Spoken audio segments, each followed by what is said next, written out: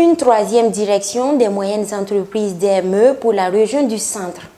Les contribuables relevant des arrondissements 2, 3, 4, 8 et 9 de Ouaga, des communes rurales de Pabré et de Tanguy-Ndassuri pourront désormais accomplir leurs obligations fiscales dans cette nouvelle direction. Ouvert ce 15 mai 2020, cette DME permettra de réduire les temps de prise en charge des contribuables par les agents et d'optimiser les recettes fiscales.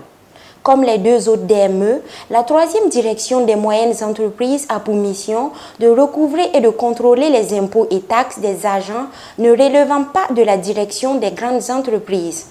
Il faut dire que les prévisions au titre de l'exercice 2020 pour les DME, si je peux m'exprimer ainsi, étaient de 92 milliards 971 millions 420 000. Donc, c'est les prévisions des DME du centre. Et ce sont ces prévisions-là qui seront réparties sur les 3 DME en fonction des dossiers transférés, en réalité, en tenant compte du potentiel des contribuables transférés. Et pour l'année 2019, la prévision des DME, toujours, était de 85 milliards 466 millions 197 525.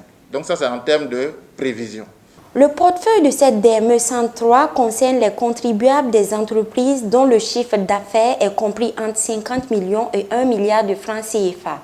En termes de personnel, c'est une soixantaine d'agents qui animeront au départ les 2 brigades de vérification, le service de gestion des moyens et la recette des impôts.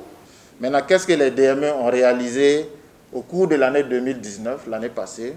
Ces DME-là ont réalisé un chiffre de 78 milliards 726 millions 288 680 francs au titre de l'exercice 2019.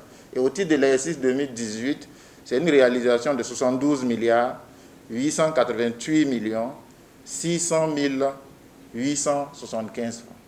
Pour l'année 2020, il est attendu une collecte de recettes de l'ordre de 92 milliards de francs CFA pour l'ensemble des 3 DME du centre. En termes de prévision, le ministère des Finances estime à 250 milliards de francs CFA de pertes de recettes fiscales dues au Covid-19. Pour ce qui concerne particulièrement la Direction générale des impôts, les pertes dans la mobilisation des recettes sont évaluées à 130 milliards de francs CFA.